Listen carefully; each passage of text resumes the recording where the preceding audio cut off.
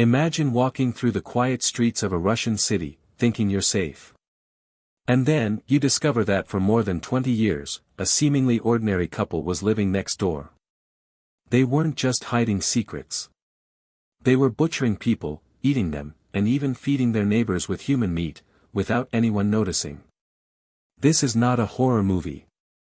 This is the true story of the Krasnodar cannibals. A city that seemed normal. Krasnodar, a southern Russian city near the Black Sea, is known for its peaceful streets, beautiful parks, and welcoming atmosphere.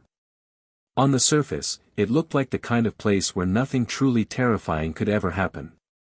Families lived side by side, neighbors greeted each other, and people went about their daily routines. But in one quiet apartment complex, behind the thin walls of a decaying Soviet-era building, lived a couple who would later shock the entire world. Their names were Dmitry and Natalia Baksheva. To neighbors, they were just another struggling couple. To police, they would later become infamous as the Krasnodar cannibals. Who were Dmitry and Natalia? Dmitry was born in 1982. His childhood was difficult, shaped by neglect and instability. He grew up without much structure or support, and as he entered his teenage years, he quickly fell into alcohol and petty crime. By the time he was in his 20s, Dmitry had little direction. He worked random jobs, never lasting long in any position. He was known for heavy drinking, fights, and an overall reckless lifestyle. Natalia, his future partner in crime, was 17 years older than him. Born in 1962, she had a life just as turbulent. She, too, struggled with alcohol, and her relationships before Dmitry had been filled with dysfunction. When the two finally met, something strange clicked. Despite the large age difference, Dmitry and Natalia formed a twisted bond. They weren't just husband and wife. They became partners in darkness. Neighbors described them as odd and antisocial.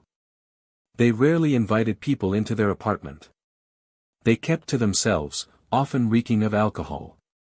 Some noticed strange smells coming from their unit, but few questioned it. In post-Soviet apartment blocks, people tend to mind their own business. That silence allowed horrors to grow unnoticed. The descent into murder. The exact timeline of Dmitry and Natalia's killings is unclear. Some investigators believe their crimes began as early as the late 1990s. Others argue it started closer to the mid-2000s. What is certain is that by 2017, the couple had already been active for years. Dmitry would often wander the streets, meeting women. He had a habit of bringing vulnerable people, often intoxicated women, back to his apartment. There, he and Natalia would offer them more alcohol. The gatherings would soon take a dark turn. Victims were drugged, restrained, and eventually killed. Dmitry developed a habit of photographing the process. One of the most chilling images later recovered by police showed him posing with a severed human hand in his mouth, smiling, as if it were some kind of sick joke. The shocking evidence. When authorities finally searched their apartment, they uncovered a nightmare. Inside the small, grimy kitchen, investigators found jars of what looked like preserved meat. At first, they assumed it was beef or pork. But after forensic testing, the horrifying truth came out: it was human flesh. In their refrigerator, pieces of bodies were wrapped and stored as if they were leftovers from dinner. Frozen remains filled their small freezer compartment. On their phones and computers, police found dozens of gruesome photographs. September 28, 2025, 1:50. Dmitry had been documenting his crimes, posing with body parts, and keeping digital trophies. Even more disturbing were reports from neighbors. Some recalled being offered meat pies by Natalia. Rumors spread that these pies may have contained human flesh.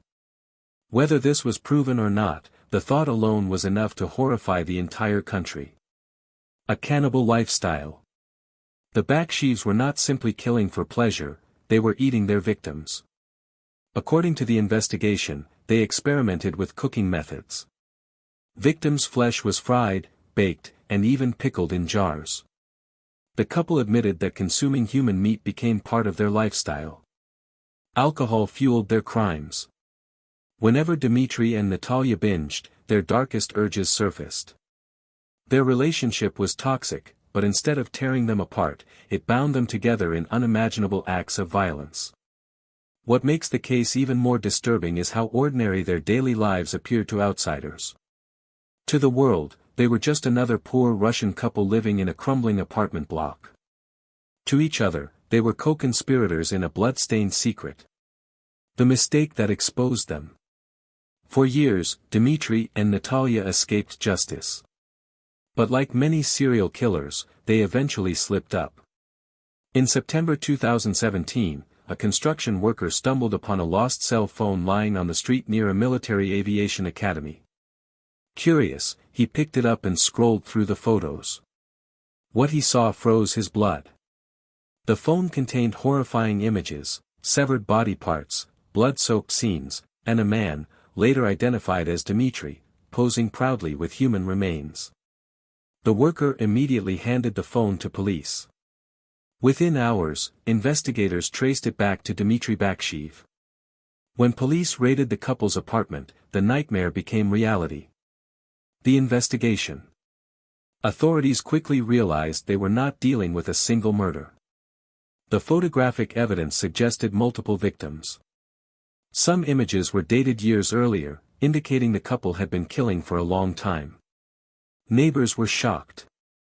They had lived side by side with cannibals for decades, never suspecting the truth. Some admitted smelling foul odors from the apartment. Others remembered Natalia offering them food. The realization that they might have eaten human flesh by accident sent waves of panic through the community. Russian media exploded with headlines. The story spread worldwide. Suddenly, Dmitry and Natalia were branded as the Krasnodar cannibals. How many victims? One of the most chilling mysteries is the true body count. Police officially confirmed only a handful of victims. But rumors circulated that the Bakshivs may have killed dozens. Some reports suggested as many as 30 people could have fallen prey to them. Unfortunately, many of the remains had been cooked, destroyed, or preserved in ways that made identification nearly impossible. Without clear forensic evidence, the exact number of victims remains unknown. This uncertainty adds to the terror of their story. How many people vanished without explanation in Krasnodar, their fates sealed behind the doors of that filthy apartment? Trial and sentencing. When Dmitry was arrested, he confessed to several murders. However, he later attempted to downplay his involvement, shifting blame onto his wife. Natalia, too, denied being a killer, claiming she was simply following Dmitry's lead. The court didn't believe her. Natalia Bakshiva was convicted of inciting murder and sentenced to 10 years in prison. Dmitry himself never lived to face full justice. He died in prison in 2020 from tuberculosis, leaving many questions unanswered. Their deaths and imprisonment did little to calm the horror. The public remained haunted by the idea that two ordinary people had committed such atrocities, all while hiding in plain sight. Media frenzy. The case became an international sensation. September 28, 2025, 1:50. Western outlets compared the Bakshivs to Hannibal Lecter, though the reality was even worse because it wasn't fiction. Russian social media filled with memes, conspiracy theories, and gruesome curiosity. Some people speculated that the couple had connections to military institutions nearby, suggesting they might have targeted cadets. While much of this remains unproven, the sheer number of photographs and preserved remains confirmed one thing: the Bakshivs had been living a double life of unimaginable darkness. Why did they do it? Psychologists studied the case, trying to understand what drove the Bakshivs. Some argued it was purely a product of alcoholism, poverty, and mental illness. Others believed the couple developed a sadistic pleasure in killing, eating, and documenting their crimes. One chilling theory suggests that cannibalism bonded them together. In a twisted sense, their acts of violence became a substitute for intimacy, strengthening their toxic relationship. Whatever the reason, it challenges our understanding of human evil. Living next to monsters. Perhaps the most terrifying aspect of this story is how long they went undetected. Neighbors lived just a few feet away.